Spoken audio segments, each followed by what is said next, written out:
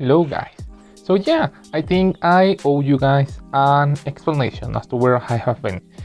And well, I was meaning to be back last week, but I got really sick. I couldn't talk for quite a while.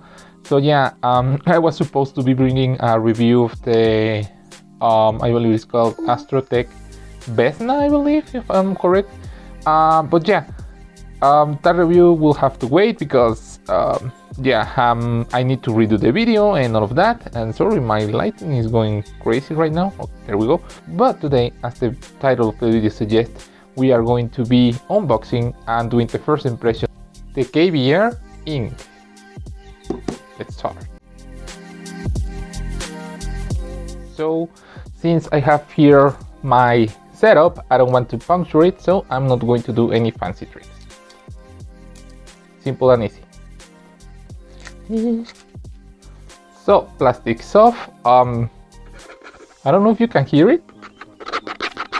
It's a little bit texture, which feels kind of nice. But yeah, this is pretty standard KBear box. So let's try and open it. Okay, here we go. Yeah, pretty nice sleeve. I'm going to leave it here. Okay, so yeah, this is pretty standard affair for KBear. So yeah, pretty normal affair for KBear boxes. Pretty nice. Texture, golden. Their website, and pretty much that's it. If I recall correctly, this is the same box as with the KBear Diamond and all of those kind of flagship IEMs from KBear, but let's see what is inside. Yeah, that's nice. So you got here a little card. I don't know Chinese, so wherever. So here you can see the IEMs. I'll go back to them in a second. I don't know if this is real leather. I doubt it. But yeah, in here you will have all your accessories. So something that I think it wasn't included on with the diamonds is a cleaning cloth. Really nice. But yeah, I mean, this is very soft, feels really soft, so your IEMs aren't going to be getting scratched or anything like that. And plus it's magnetic. Yeah, pretty nice. Okay, so get a ton of ear tips included.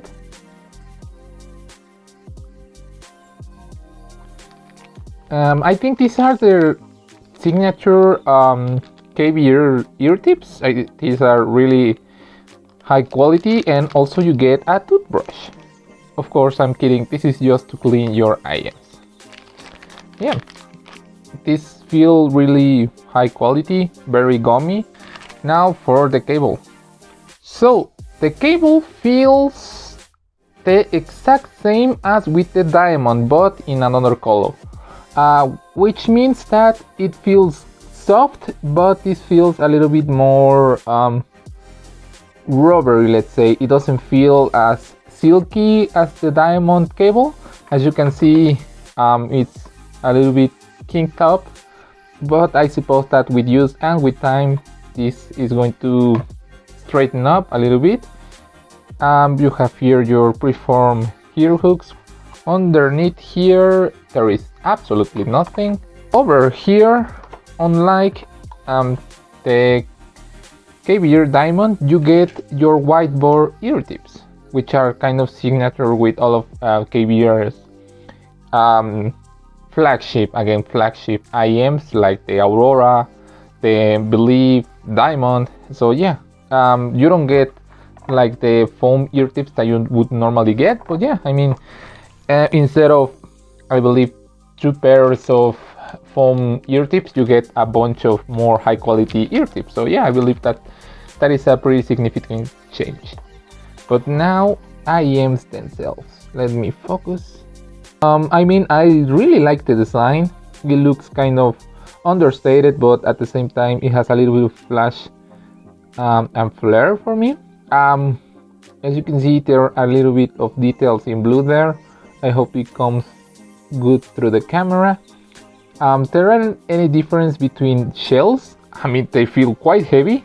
I don't know if you can hear it. Yeah, I don't know which material in specific these are, but yeah, definitely they feel quite heavy, but well constructed. There is no rattling, nothing feels loose, and yeah, it's pretty much the same form and size as with the KBear diamonds. So yeah, just to show, here is my pair of KBear diamonds, and well, as you can see, now have signs of wear. Yeah, these are not new, but yeah, I mean, it is pretty much the exact same thing. So yeah, here you can see the shells, and they are the exact same thing. Yeah, practically the same. The only thing that changed is the design, and actually the diamond feel a little bit lighter, but yeah, don't quote me on that. They are pretty much the exact same shell and all of that. I mean, in terms of design, I would say that they are not super original.